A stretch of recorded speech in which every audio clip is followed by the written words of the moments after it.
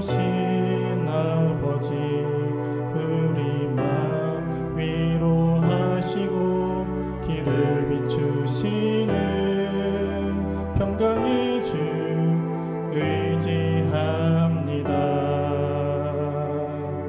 우리의 필요를 다하셔서 말씀으로 역사하시는 아버지, 주의 꿈 꾸게 하시고 새 힘 더하시는 능력의 주 신뢰합니다. 우리 주 하나님 참 소망 되신 주, 진리 되시는 성령님 계시네. 나의 왕 하나님 완전하신 계획 변함없으신 주 바라봅니다.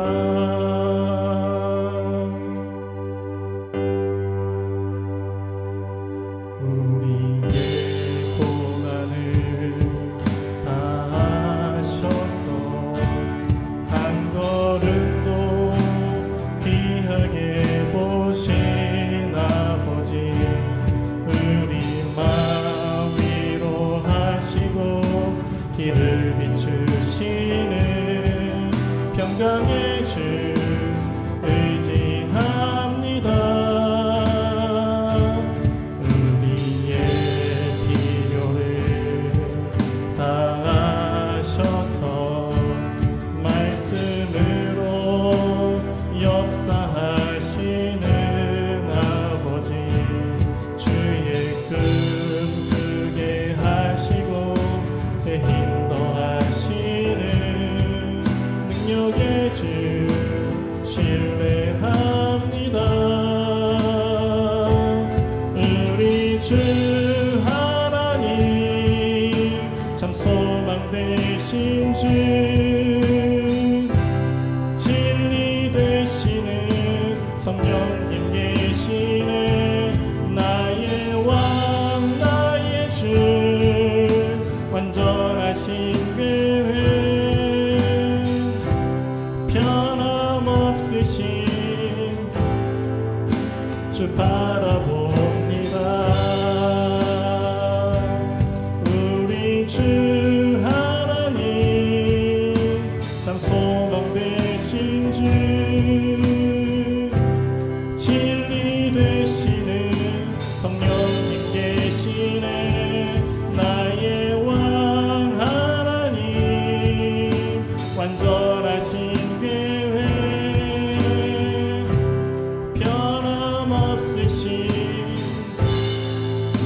주 바라봅니다. 우리 주 하나님 참 소망 되신 주, 진리 되시는 성령님 계시네. 나의 왕 하나님 완전하신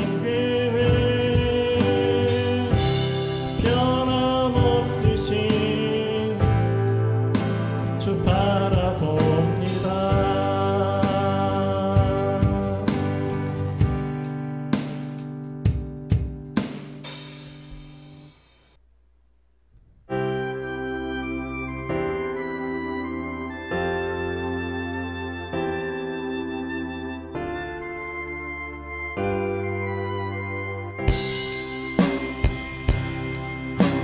주님, 내가 광야 가운데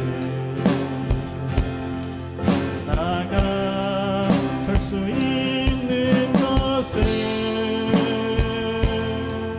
바로 그곳이 내 주 예수님께서 계시기 때문임을 때론 나의 목이 마르고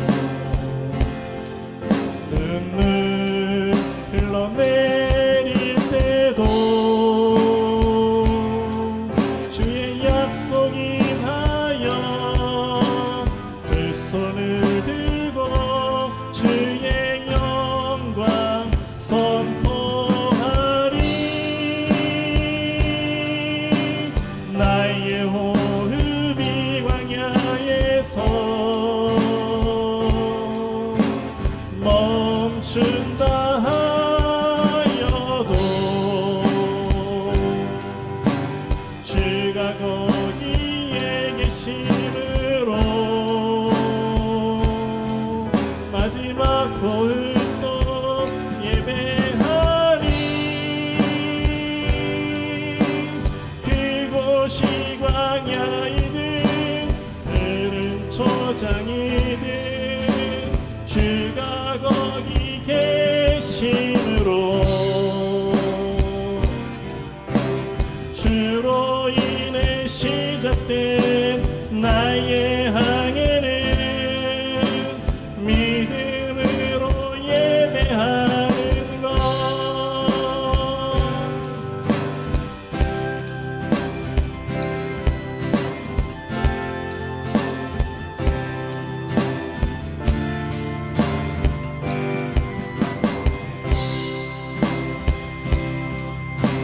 주님, 내가 광야 가운데 나가설 수 있는 곳은 바로 그곳이 내 주 예수님께서 계시기 때문임을. 때론 나의 목이 마르고 눈물 흘러내릴 때도 주의 약속이 하여 두 손을 들고 주의 영광 선포하리. 나의 호흡이 광야에서 멈춘다 하여도 주가 거기에 계심으로 마지막 호흡도 예배하리. 그곳이 광야이든 푸른 초장이든 주가 거기 계심으로 주로 인해 시작된 나의 항해는 믿음으로 예배하는 것. 나의 호흡이 광야에서 멈춘다 하여도 주가 거기에 계심으로 마지막 호흡도 예배하리. 그곳이 광야이든 푸른 초장이든 주가 거기 계심으로 주로 인해 시작된 나의 항해는 믿음으로 예배하는 것. 그곳이 광야이든 푸른 초장이든 주가 거기 계심으로 주로 인해 시작된 나의 항해는 믿음으로 예배하는 것.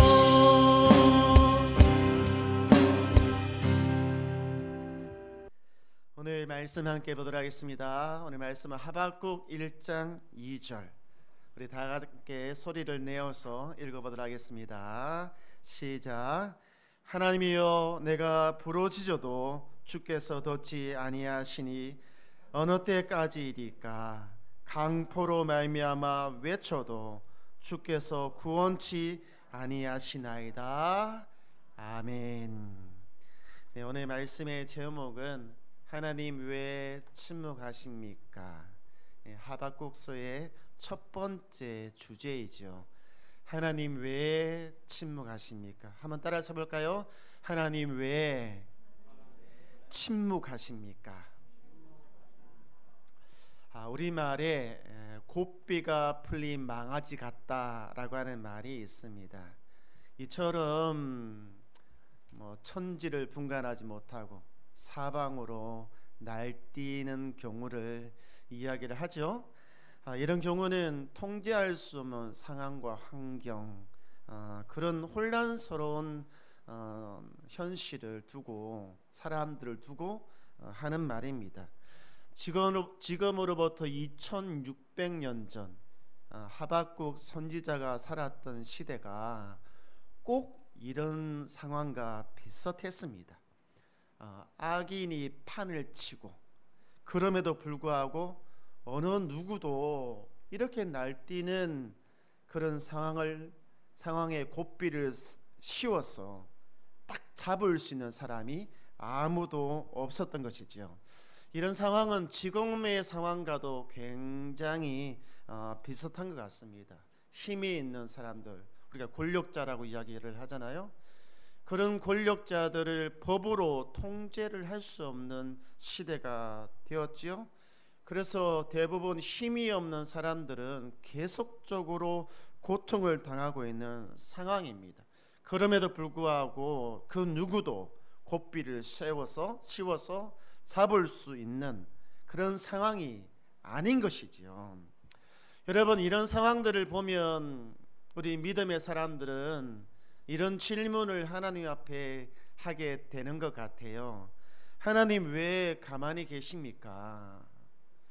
하나님 왜 말씀하시지 않고 침묵하고만 계십니까? 라고 말이죠.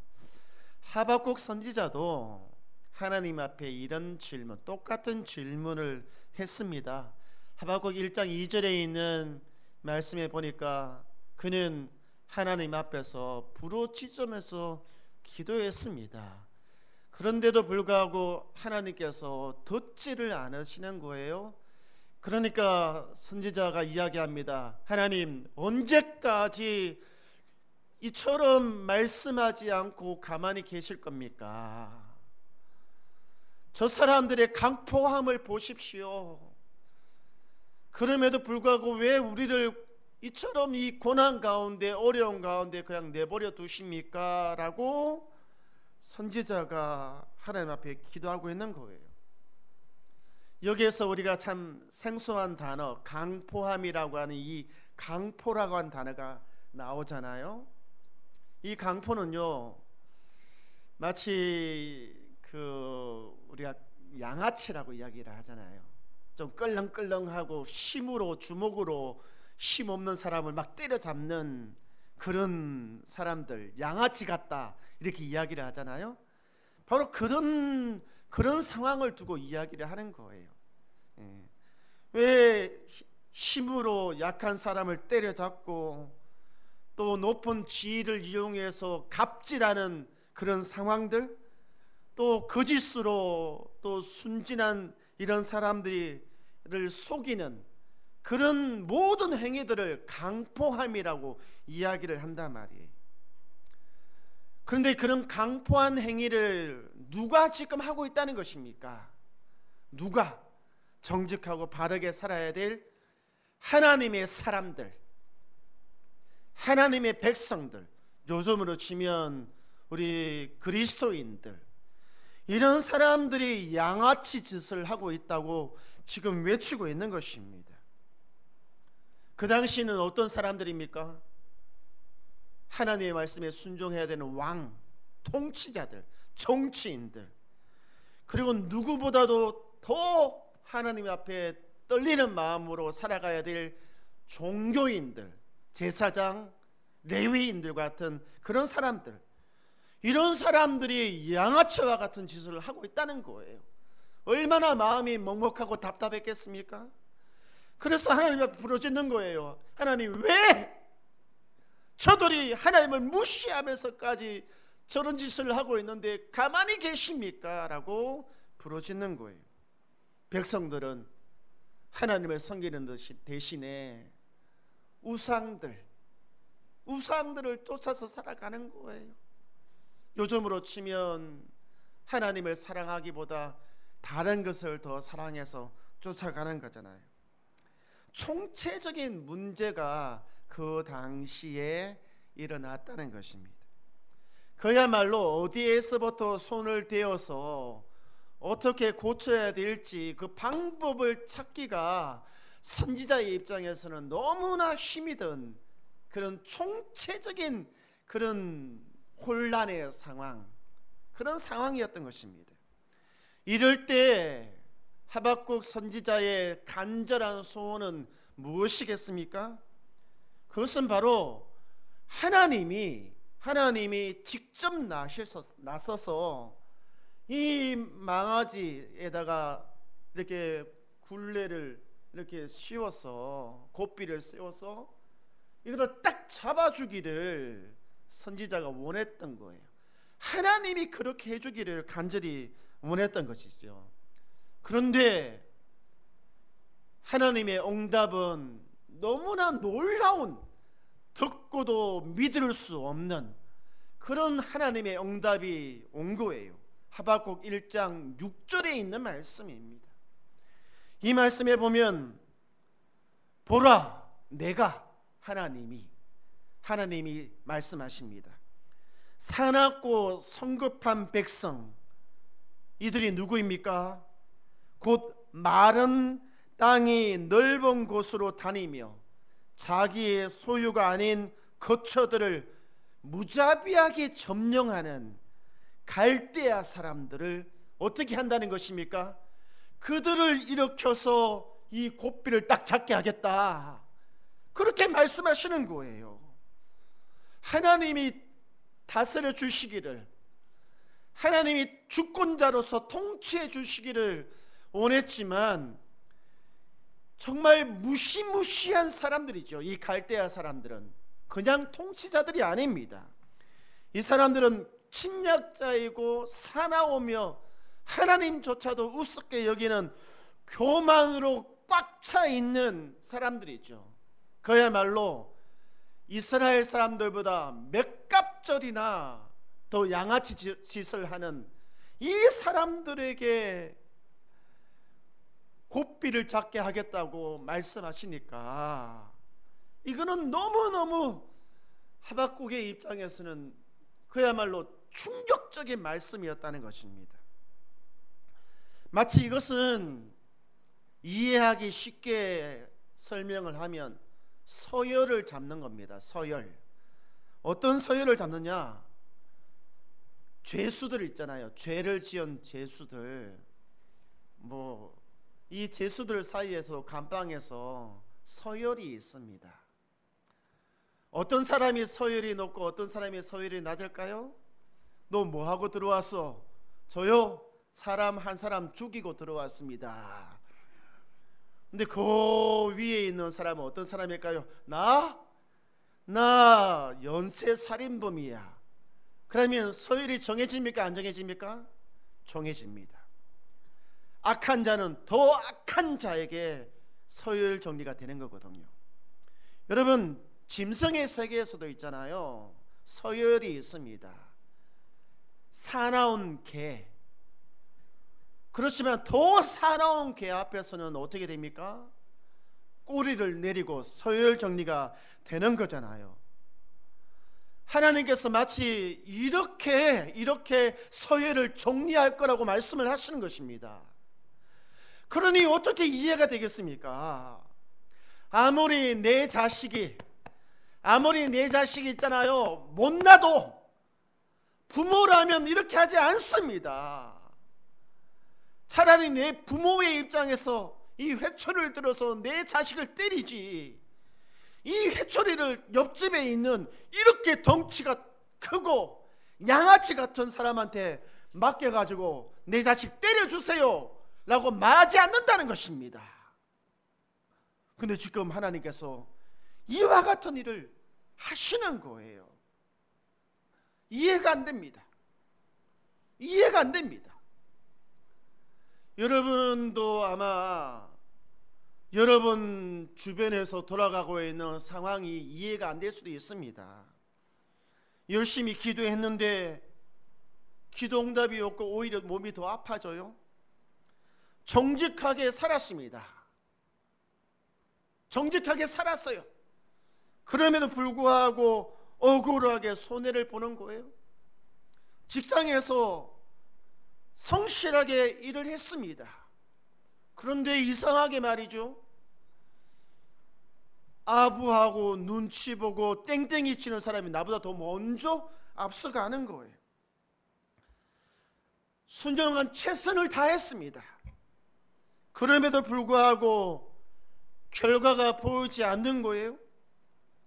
그럴 때 우리는 하나님 앞에 질문을 하잖아요. 이해가 되지 않아서. 하나님 왜 이렇습니까? 하나님 왜 이런 상황을 정리하지 않으시는 것입니까? 왜 침묵하고만 계십니까? 라고 질문할 수밖에 없거든요.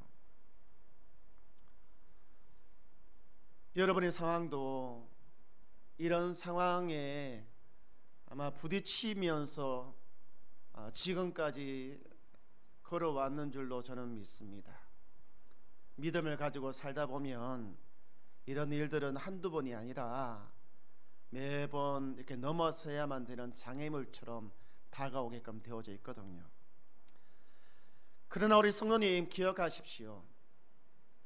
하나님은 우리가 보기에 침묵하는 것처럼 보이지만 하나님은 절대로 침묵하고 있지 않습니다. 하나님은 일하고 계십니다. 한번 따라서 해볼까요? 하나님은 일하고 계십니다. 우리 하박국 1장 6절을 다시 한번 보면 빨간색으로 된 부분 보십시오.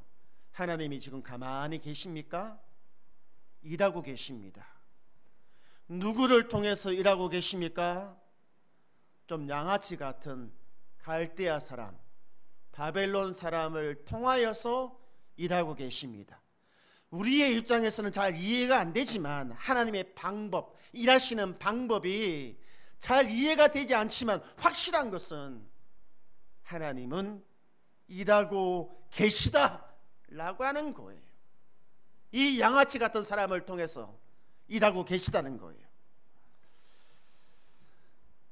이거 어떻게 이해시킬까 참 고민이 많습니다. 목회자의 입장에서 이 본문을 한번 이해를 해봤어요. 목회자가 이제 부교육자 시절을 지나고 다른 교회를 청빙을 가는 경우가 있잖아요. 그래서 당에 장로님이 계시고 당의 조직이 있는 그런 조직교회로 이렇게 청빙을 가는 경우가 있단 말이에요.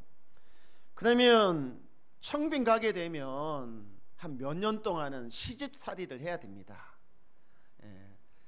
뭐 장로님들 눈치 봐야 되고 또 말 많으신 권사님들도 이렇게 눈치를 보면서 이렇게 한 몇 년 동안 이게 시집살이를 해야 되거든요. 어느 한 목사님이 교회 청빙을 받아서 갔는데 그 교회에 유독 이렇게 말을 하는 장로님 한 분이 계시는 거예요. 목사님, 이번 주 설교는 다른 데서 복사해 왔네요. 가슴이 뜨끔하는 거예요. 목사님 입장에서는 막 일주일에 몇 번씩 설교가 있으니까 급한 때는 이렇게 가끔씩 복사를 해오거든요. 근데 그것을 딱 알아맞추는 거예요, 이게. 목사님, 이번 주 설교는 예화가 너무 많아요. 신령한 하나님의 말씀 중심으로 해주세요. 너무 인간적이지 않습니까, 목사님? 목사님, 이번 주 설교는 왜 이렇게 따분한지 모르겠네요. 우리 성도들 다 지옥 보내려고 하십니까? 이렇게 매번 설교 때마다 이렇게 하니까 목사님 입장에서는 어때요? 완전 미칠 지경인 거예요. 미칠 지경. 시집살이를 톡톡하게 지금 하고 있는 거예요. 피 말리는 시간들을 이렇게 보내야만 되는 거예요, 사실. 꼬투리 안 잡히려고 말이죠, 그 사람한테. 자칫했다가는 교회에서 쫓겨날 수도 있으니까 어떻게 해서든지 꼬투리 안 잡히려고 더 열심히 설교 준비하고 더 열심히 인간적이라고 하니까 기도해야 되고 말이죠. 따분하지 않게끔 하려고 노력하고 말이죠. 성도들의 상황들을 살펴보아서 정말 하나님의 말씀이 적용되게끔 부단히 노력을 하는 거예요. 그 한 사람 때문에 말이죠. 목사님 입장에서는 아주 끈끈한 사람인 거잖아요.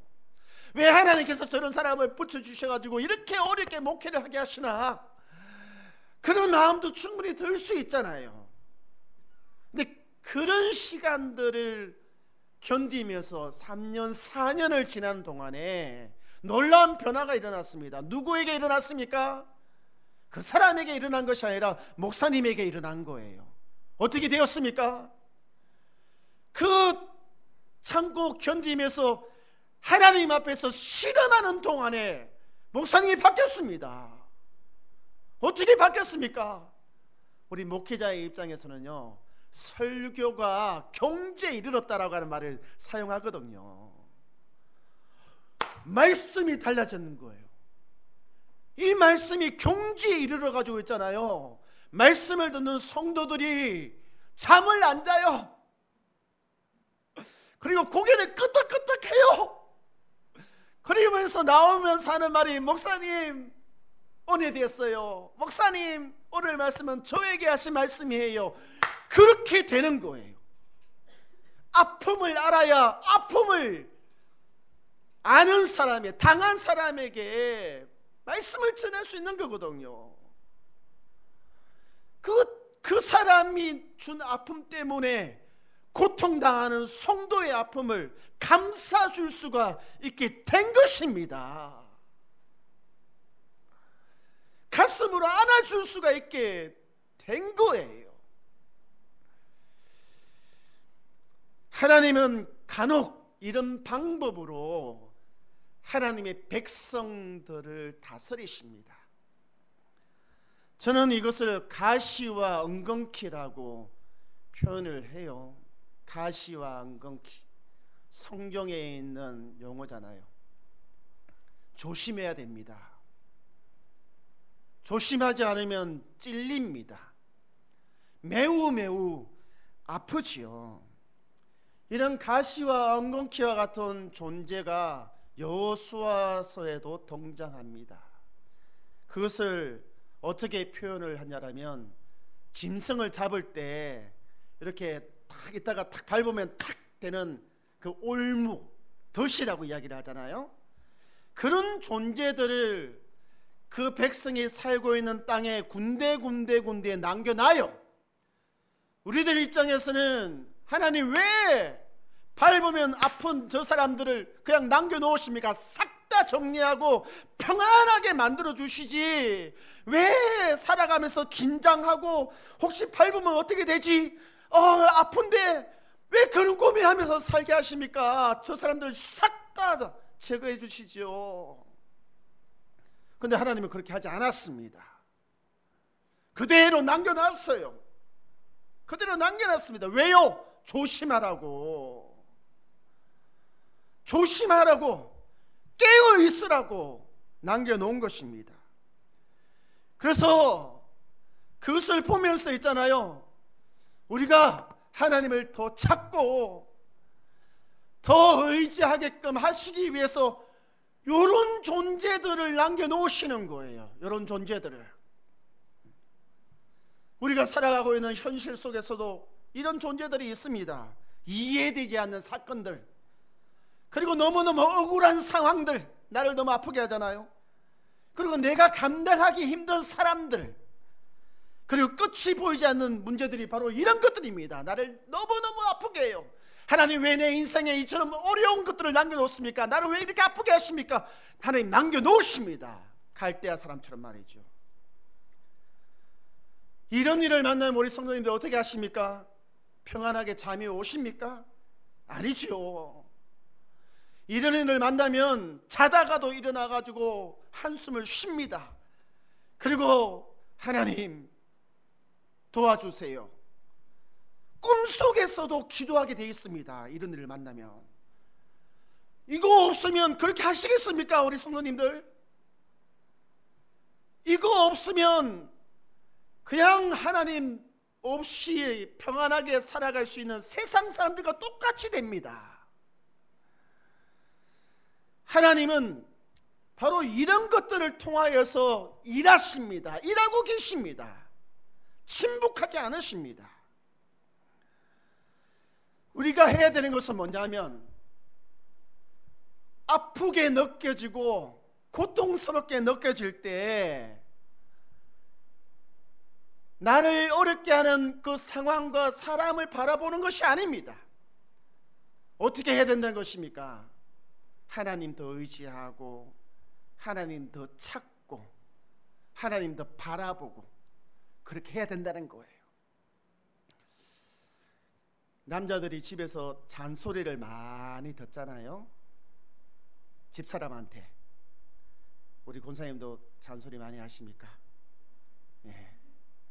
유경 간사님은 또 잔소리 많이 하셔요? 저는 잔소리 많이 듣습니다. 근데 남자가 있잖아요. 힘이 있을 때, 그러니까 돈을 많이 벌고 뭐 직장 생활을 열심히 할 때는 그 와이프한테, 아내분한테 잔소리를 들을 때는 그냥 잔소리입니다. 에이 뭐 그거 뭐 가지고 아무런 상처를 받지 않아요. 근데 50대가 돼가지고 직장에서 잘리고 돈 못 벌고 그럴 때 똑같은 잔소리인데도 있잖아요. 이거는 마음에 상처를 줍니다.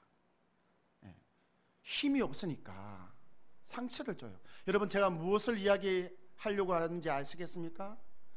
똑같은 가시지만, 똑같은 상황이고 똑같은 사람이지만 내 안에 힘이 있을 때는 그냥 에이 뭐 이렇게 툭 치고 나갈 수 있다는 거예요.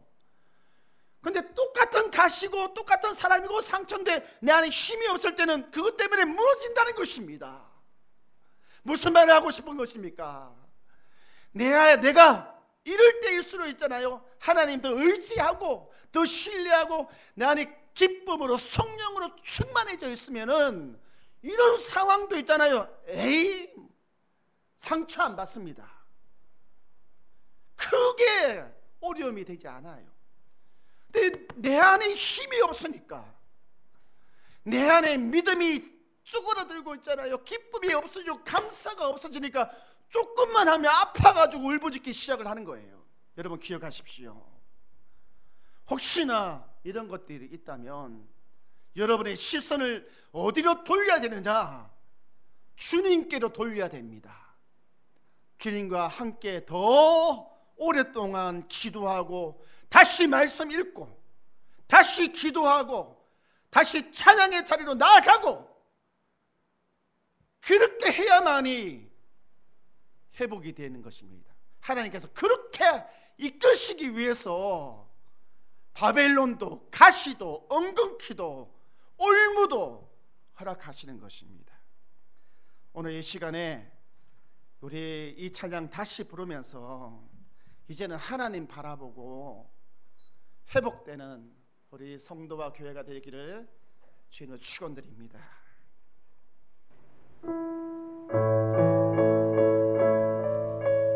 이 찬양 두 번을 부를 겁니다.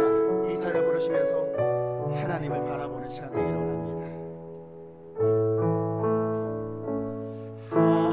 하나님의 사랑을 사모하는 자, 하나님의 평안을 바라보는 자, 너의 모든 것 창조하신 우리 주님이 너를 얼마나 사랑하시는지,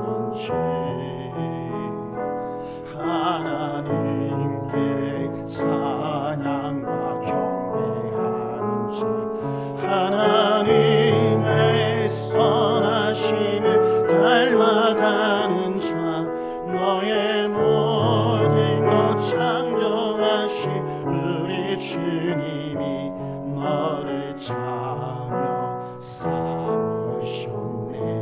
하나님 사랑의 눈으로, 하나님 사랑의 눈으로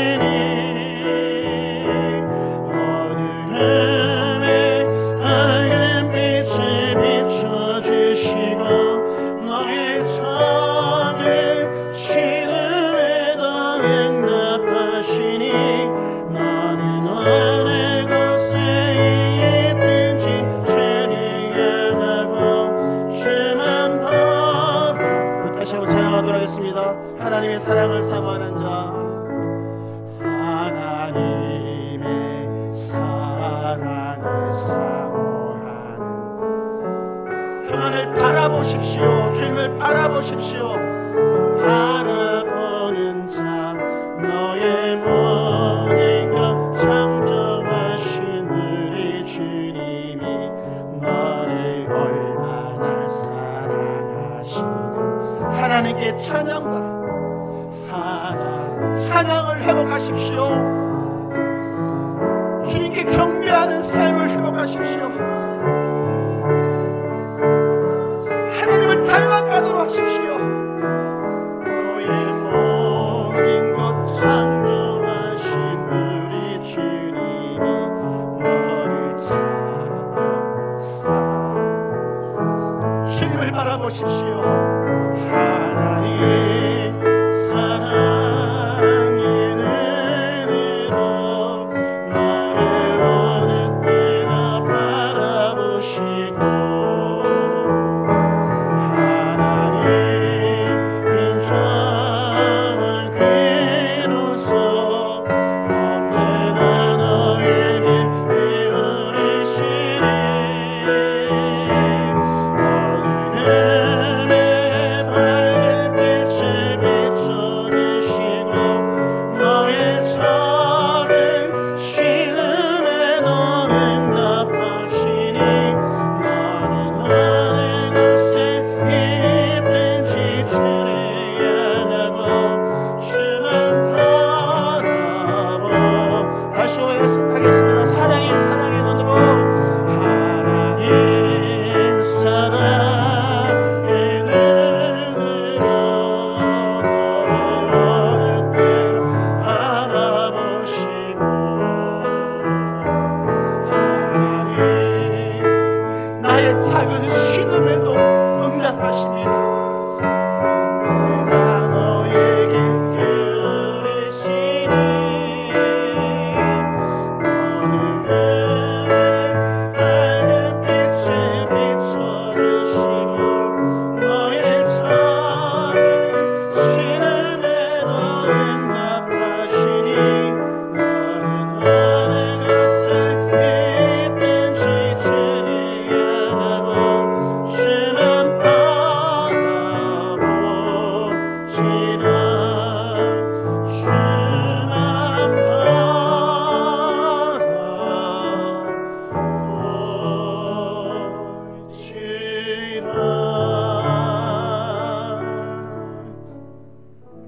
우리 성도님, 여러분도 하박국 선지자와 같이 이해되지 않는 일들이 많이 있을 것입니다. 왜 이렇게 아프게 하는지, 왜 이렇게 어렵게 하는지 이해할 수가 없을 것입니다. 그러나 하나님은 일하고 계십니다. 포악한 바벨론을 통하여 일하시듯이 하나님은 가시와 엉겅퀴, 올무와 덕과 같은 상황과 사람들을 통해서도 나를 위하여 일하시는 분이십니다. 그러니 제발 하나님을 의지하십시오. 하나님을 바라보십시오. 찬양을 회복하고 기도를 회복하고 말씀 읽는 것을 회복하십시오. 우리의 삶의 방향을 그렇게 바꾸겠다고 결심하며 함께 기도하도록 하겠습니다. 이제는 우리 주 예수 그리스도의 그 크신 은혜와 하나님 아버지의 놀라우신 사랑과 성령 하나님의 감화 감동 교통하심이 주를 더 바라보고 이제는 회복되기를 원하는 교회와 성도들 머리 위에 이제로부터 영원토록 함께 있을지어다.